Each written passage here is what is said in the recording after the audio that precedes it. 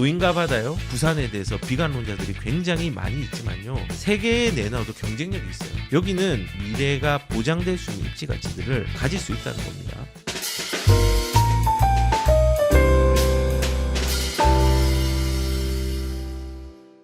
저를 욕하시는 많은 분들이 부산 전체를 제가 아무거나 다 사도 된다라는 걸로 이해를 하고 계신 것 같아요. 그리고 제가 부산 강의 때 가면요, 부산 사람들이 생존하는 방법에 대해서 얘기를 해줍니다. 첫 번째 방법은요, 우선은 부산에서 임차로 있고 수도권을 우선적으로 본다. 그런데 불가피하게 특별한 개인의 상황과 사정에 따라서 부산에 실거주로 사야 된다고 하면은 그 실거주로 사야 되는 입지들은 정해져 있다. 그 정해진 데가 전국 수요가 몰리는 대로 가는 곳이 필요하고 거기가 바닷가 라인이라고 얘기를 했습니다. 그리고 그 바닷가 라인요, 아직도 진일보하고 있습니다. 이 본질은요. 보시면은 오늘 신문이네요. 부산 수영만 요트 경기장 말이 되게 많았습니다. 여기 뭐 해양 복합 공간을 짓느니 재개발을 뭐 주거를 짓느니 뭐 말이 많았지만은 일단은 기존의 요트를 일부는 계류를 시키고 컨벤션 시설이라든지 아니면은 뭐 요런 공원화를 시켜가지고 수영만 요트 경기장을 만들려고 합니다. 그래서 일단 여기가 개발이 되면은 주변 환경들이 많이 좋아지겠죠. 근데 비단 해운대 여기 아이파크 있고 대우마리나 2차랑 1차 사이에 있는 이 요트 경기장입니다. 예, 요트 경기장 1차 앞에 있죠. 1차 대우마리나 1차 쪽에서 조금만 더 가면은 있습니다. 예, 근데 40년 이상 되었던 이 공간들이 약간의 노후화된 것들이 트렌드를 입혀서 개선이 됩니다. 공간의 활용도 높아지고 그러면은 해운대의 본질의 위상들은 더 올라갑니다. 그리고 해운대의 대우마리나 1차와 2차 사이에 보면은 대우마리나 아파트네요. 여기가 선프라자고 선프라자, 예, 우신골드, 이제 두산 여기 있죠. 아이파크에서 찍은 것 같네요. 여기 보시면은 요 선프라자 바로 앞에 여기가 그 홈플러스 부지입니다. 예전에 까르프가 있었던 데입니다. 예, 까르프가 있었던 데인데 홈플러스 있는 부지가 이제는 어떻게 되느냐, 주상복합의 건물들이 올라갈 것 같습니다. 근데 요거는 조금 오바입니다. 부산판 판교를 꿈꾼다. 판교는 되지는 않을 겁니다. 얘 혼자는 못 되는데 결합되는 걸로 판교는 아니지만 다른 컨셉으로 좋은 수요층을 몰리게 할 수 있는 여진이 있다고 생각합니다. 여기 51층짜리 복합시설 건물이 들어오면은 여기도 이제 위상들이 조금 개선이 되는 겁니다. 여기서 조금만 이렇게 더 가면 이제 요트 경기장이 있거든요. 근데 이 두 개가 또 별개로 있는 게 아니라 부산에서 또 뭘 하고 있냐면요. 부산에서 국제회의 복합지구를 지정을 해가지고 이 부분에 대해서 지금 열심히 추진을 하고 있습니다. 그 추진 범위는 LCT를 비롯해서 동백섬 포함시켜가지고 마린시티의 바닷가 라인, 그리고 여기가 이제 홈플러스가 있는 데고요. 홈플러스에서 조금만 이제 더 가면은 요트 경기장이 이쪽에 있습니다. 홈플러스 요트 경기장. 요트 경기장도 이 국제회의 공간, 국제회의 복합지구에 이제 포함이 되는 거죠. 포함이 되고 이렇게 마린시티, 그 다음에 센텀까지 가고 센텀에서 이제 여기가 연결됩니다. 그리고 여기에서 조금만 더 가면요, 이제 반여동이라는 데가 있습니다. 제송동 반여동 쪽에 센텀 2가 들어옵니다. 센텀 2. 센텀 2지구가 들어옵니다. 이 센텀 2지구가 과연 될까 안 될까 말이 많았지만요. 이게 단계를 여러 단계로 나눠서 지금 1단계 사업을 진행을 하고 있습니다. 시작을 삽을 떴습니다. 그래서 이제 국비를 확보를 하고 지난 말에 이제 착공을 하기 시작했습니다. 지난 9월달인가 10월달인가, 예, 착공을 했죠. 착공을 해서 여기도 이제 일자리들이 들어올 겁니다. 제가 이제 말씀을 드리고 싶은 건요, 본질이 이렇게 지금도 바닷가 라인들이 괜찮은데 여기에 아직도 개선되는 부분들이 많이 있다는 겁니다. 좋은 수요가 있는 곳이 더 좋게 개선이 되기 때문에 이런 본질이 좋은 데서는요, 사실상 우리가 앞으로의 입지 가치들을, 미래가 보장될 수 있는 입지 가치들을 가질 수 있다는 겁니다. 여기는 부산의 인구가 준다고 하지만요, 부산의 인구만 있나요? 여기는 외국에서도 되게 좋아하는 곳입니다. 제가 되게 재밌는 얘기를 들었는데요. 제가 상담하신 분이 이제 미국에서 평생 사시고 외국에 사시다가 세계 여러 해변가를 가봤대요. 그런데 이렇게 도시화되고 규모 있고 활기찬 해변가를 본 적이 없답니다. 그게 해운대입니다. 그리고 또 어떤 분은 이제 교수님이신데 뭐 여러 나라들을 또 강들 주변에 있는 도시들을 보고 했다고 하는데 우리나라 한강처럼 이렇게 넓은 강에 이런 도시가 아름답게 형성되고 발전된 데를 본 적이 없답니다. 그래서 경쟁력이 있는 거거든요. 제가 한강은 당연히 경쟁력이 있는 거는 증명이 된 거고 한강 라인은요. 나홀로 아파트도 불패입니다. 사실은요. 그런데 바닷가로 다시 접근을 해서 부산이라는 동네의 이 바닷가 라인 해운대와 수영 쪽 남구 쪽에 있는 바닷가 라인은요. 세계에 내놔도 경쟁력이 있어요. 비단 전국 수요일까요? 다른 수요들도 유입될 수 있습니다. 부산에 대해서 비관론자들이 굉장히 많이 있지만요. 저는 이 부산의 바닷가 라인을요. 너무 좋게 보고 있습니다. 노인가 바다요? 부산은 노인가 바다가 되지만요. 여기에 새로운 수요의 유입들도 동시에 일어나기 때문에 저는 문제가 없다고 생각을 합니다. 인구가 줄어들지만은 서울의 인구가 줄어들었다고 해서 지금 700만이 줄어들었습니다. 10년 전에 비해서. 그렇다고 서울의 집값이 떨어졌습니까? 대전의 인구가 줄어들었습니다. 대구의 인구가 줄어들고 부산의 인구들이 지금 20년 전에 비해서도 엄청 많이 떨어졌지만 집값이 떨어진 게 아니거든요. 그런데 2045년까지 가구 수는 늘어납니다. 그 중에서 부산은 수요층이 두터운 데를 접근하는 게 중요하고 그 본질들이 개선된다는 거에 좀 집중을 해야 됩니다. 그래서 자산을 늘리려면요 본질을 이해해야 됩니다.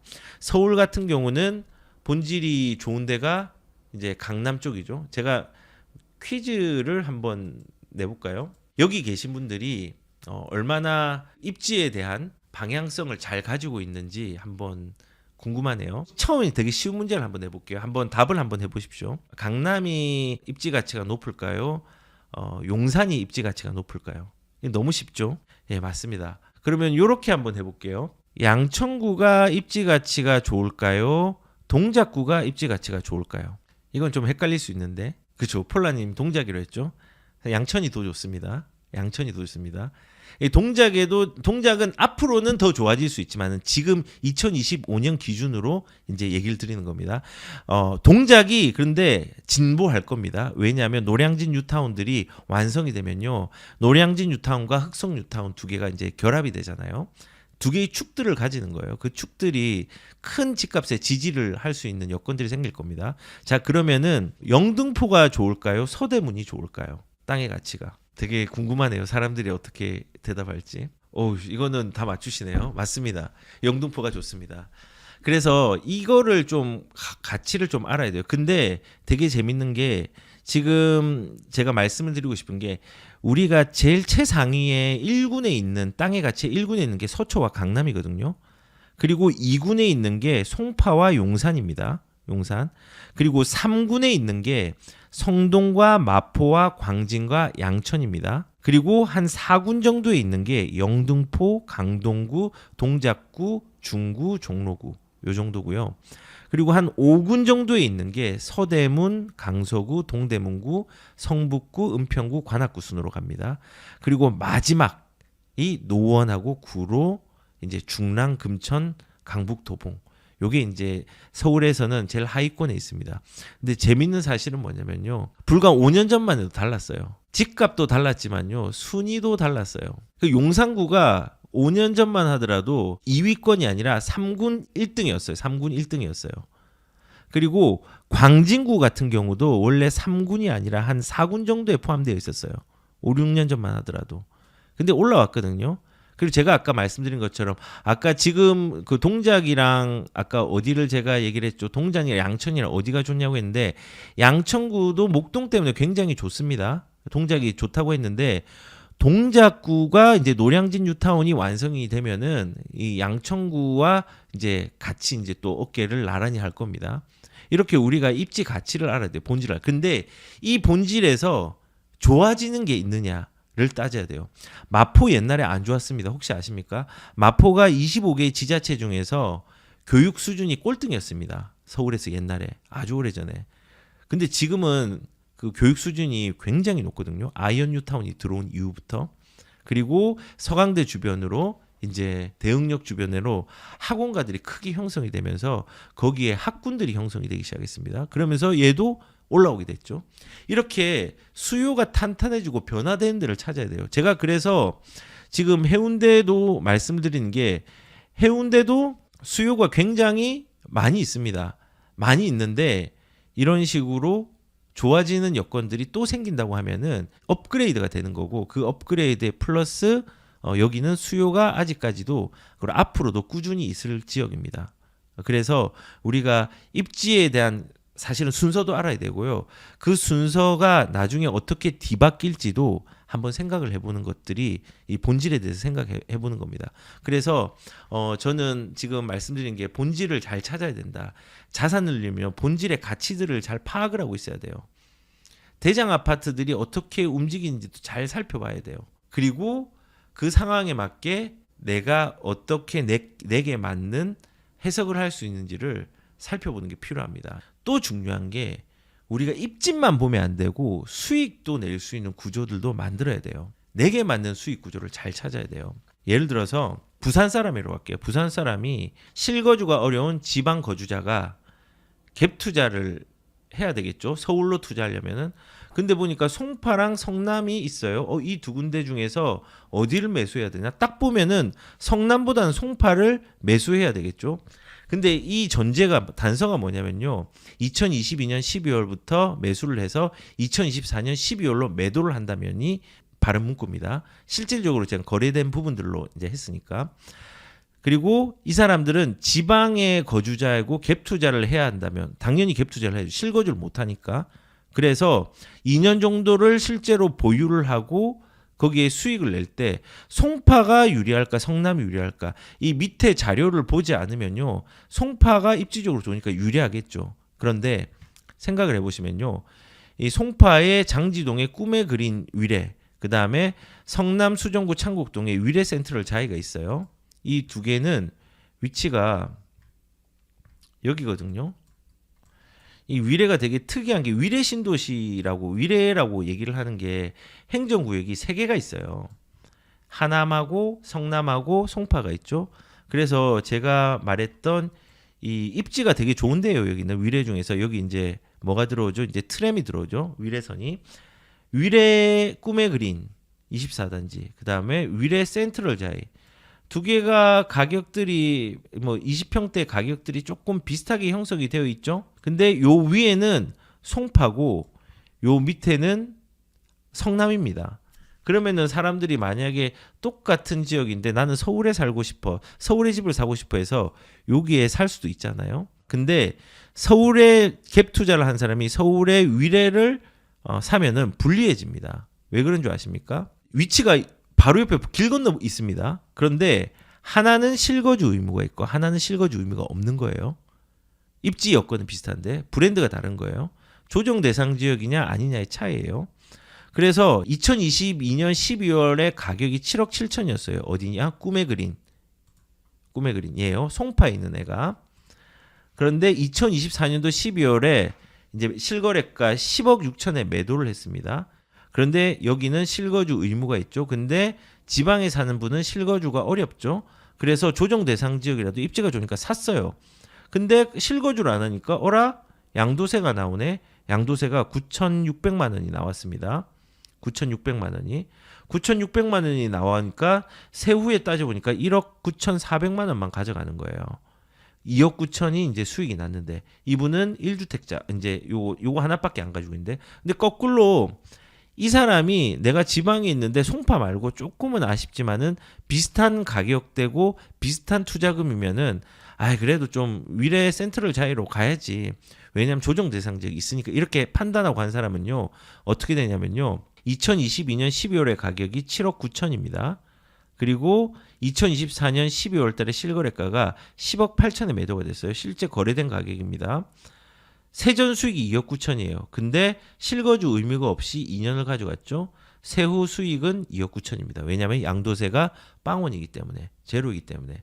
자, 그래서 내게 맞는 수익 구조를 찾아야 한다는 게 실거주가 어려운 거주자, 지방의 거주자들은 오히려 이제 입지만 따지는 게 아니라 그 입지 속에서 내가 나중에 회수할 때의 세금도 따져야 돼요.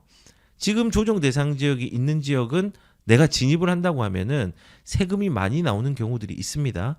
그래서 요 부분들을 조금 따지고 가야 된다는 겁니다. 그래서 무조건 입지가 좋다. 무조건 내게 맞는 거를 찾는다가 아니라 거기에 플러스 수익의 구조도 미리 생각을 하고 진입을 하는 게 필요하다는 거죠. 근데 만약에 내가 실거주를 할 수 있는 지방에 안 살고 내 직장이 잠실이고 혹은 위례인 사람이 지방 거주자가 아닌 사람이 갭 투자를 하는 게 유리할까 실거주를 유리할까로 하면은 이거는 또 이제 바뀌는 거예요. 내가 지금 서울에 살고 직장이 실거주를 할 수 있다면은 갭 투자가 아니라 실거주를 해야죠. 그러면은 이제 송파로 갈 수 있겠죠. 송파로 가면은 세전 수익을 2억 9천을 가지고 있을 수 있죠. 가격이 비슷하게 간다고 하더라도 결국은 브랜드가 좋은 데가 사람들이 선호가 될 수 있다는 생각이 듭니다. 여기가 비록 조금 위치적으로 안 좋다고 하더라도. 그래서 만약에 실거주를 한다고 하면 송파로 갈 수 있겠죠. 그래도 상관이 없는 거겠죠. 그리고 이게 진짜 좀 중요한 게요. 투자는요. 상급집만 무조건 들어간다고 좋은 건 아닙니다. 제가 오늘도 방금도 얘기를 했지만요. 이 상급지와 내 형평과 수익률과 생애 주기와 이 모든 것들이 다 결합을 해야 돼요. 무조건 상급지가 정답이 아니에요. 내가 절대적으로 돈이 많으면 상급지가 정답입니다. 그런데 내가 만약에 정말 끝판왕에 못 간다고 하면은 나의 재정에 맞는 것 중에 최적지의 상급지를 가는 게 중요한데 여기에 내 형평과 수익률도 따져야 된다는 거죠. 오늘도 상담하신 분이 한 10년 정도 일할 수 있는 분이었어요. 그리고 이미 집을 매도해서 현금을 보유하고 있는 상황인데 신축을 선호하는 거예요. 근데 은퇴가 있잖아요. 그래서 은퇴에 맞게 뭔가 이제 신축에 들어갈 수 있는데도 이제 기회가 저는 된다고 생각해서 아까 전에 제가 뭐 입지에 대한 가치들을 뭐 이렇게 구분해서 말씀을 드렸지만은 영등포의 철거를 앞둔 재건축 아파트와 목동의 안전진단을 준비 중인 재건축 아파트가 있어요. 입지적으로는 목동이 좋습니다. 목동이 좋습니다. 그런데 저는 영등포를 추천시켜 드렸습니다. 왜 그런 줄 아십니까? 입지만 따지지 않았거든요. 이분은 신축을 선호를 하고 신축으로 가기에는 지금 서울에 있는 좋은 입지 신축들이 이미 가격들이 많이 올랐기 때문에 앞으로 신축이 될 수 있으면서 시간을 절약하는 시간의 기회비용을 절약할 수 있는 물건과 입지를 그분의 상황에 맞게 추천을 드린 거예요. 만약에 생애 주기가 40대 초반이고 30대 후반이란 목동 추천이 맞거든요. 그래서 우리가 부동산을 접근을 할 때는요. 투자에 대한 상급집만 생각을 하는 게 아니라 형평과 수익의 구조를 이제 생각하는 게 필요하겠죠. 그리고 목동 같은 경우는 이제 토지거래 허가구역이 이제 지정이 해제가 만약에 된다고 하면은 그때 이제 갭 투자를 할 수가 있는 부분이 있죠. 예, 그래서 아까 이제 뭐 상담한 분들은 이제 영등포 쪽을 제가 이제 추천을 좀 드린 사례가 있습니다. 예, 오늘 상담 사례입니다. 그래서 우리가 이제 투자를 할 때 이런 것들을 따져야 된다라는 걸 말씀을 드렸습니다.